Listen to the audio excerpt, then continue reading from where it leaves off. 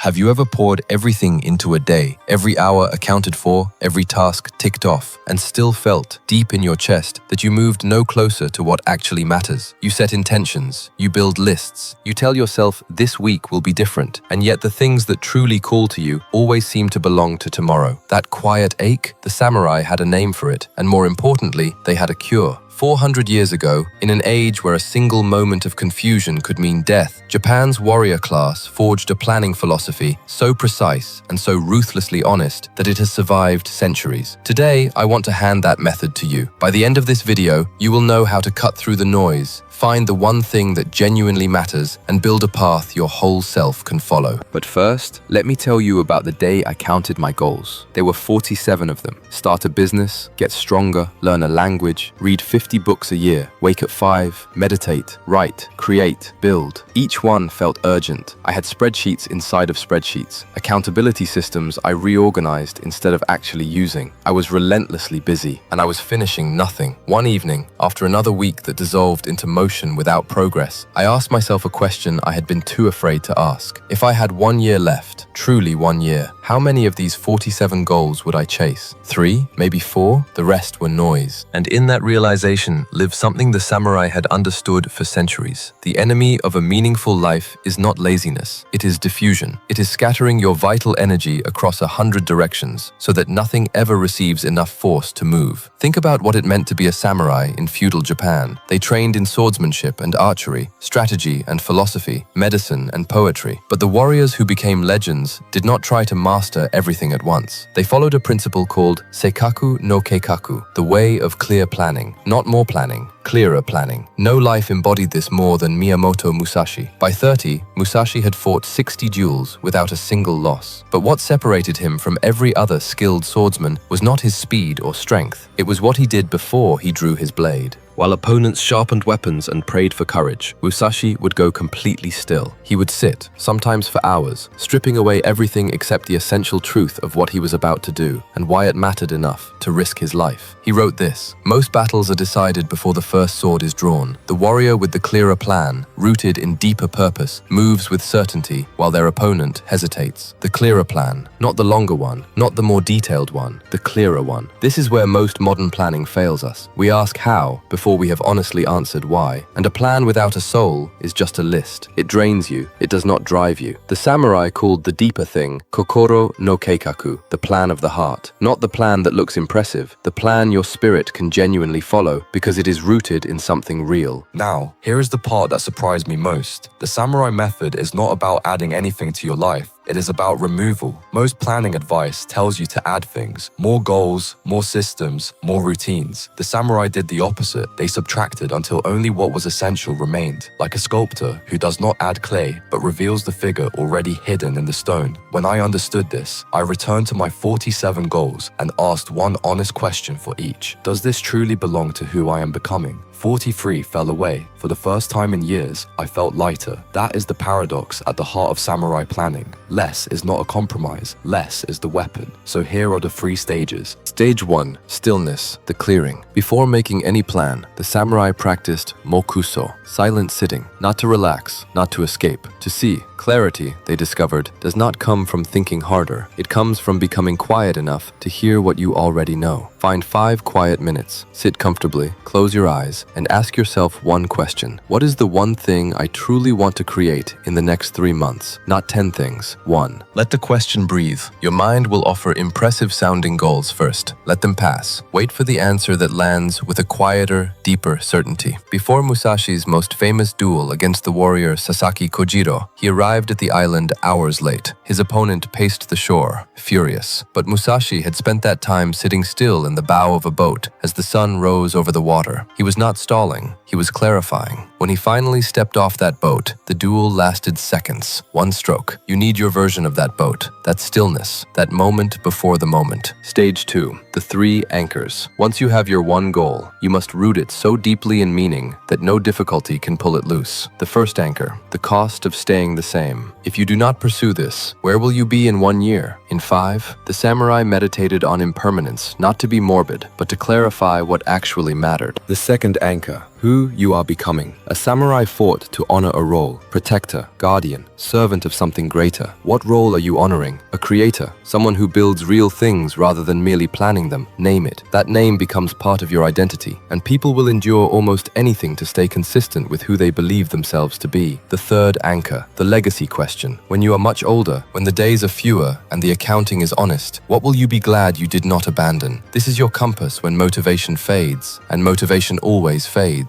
The anchors are what remain when the feeling is gone. Write these down, not in your phone, on paper. Stage 3, structure, the simple plan. The samurai structure has 3 parts. Part 1, your first small victory. What is the smallest, most certain step you can take in the next 24 hours? If your goal is writing a book, your first victory is not to outline the chapters. It is to write 1 paragraph. Begin not with what would be impressive, but with what is undeniable. Part 2, your obstacle plan. The samurai did not plan only for success. They planned for failure. For the moment the body is exhausted and the spirit falters, ask yourself this: when I lose motivation, and I will, what will I do? When life becomes chaotic, and it will, how will I adapt? Write your if-then responses. If I wake up exhausted, I will do a shorter version. If I feel like quitting, I will reread my anchors before making any decision. Part 3, your daily practice. Every morning the samurai reviewed their code and reconnected with their purpose, not because they had forgotten it, but because purpose requires renewal. Choose 1 moment each day, even just 5 minutes, to read your anchors and recommit. Before the world makes its demands, remind yourself of your own. Here is what this looked like for me. After cutting 43 goals away, 1 remained: building this channel, helping people find direction in a world designed to scatter them. My 3 anchors. If I do not do this, I will spend my years consuming other people's wisdom instead of contributing my own. I am becoming a teacher, someone who turns the lessons history paid for in blood into something anyone can use. And when I am older, I want to know I added something meaningful. My structure. First victory, publish 1 video this week. Not a perfect one. 1. Obstacle plan. When I doubt my content, I will remember every teacher begins as a student. Daily practice. Each morning before anything else, I spend 5 minutes with my anchors. The samurai called this touching the sword before the day begins. I can follow this plan because it is connected to something that genuinely lives in me. It is not impressive,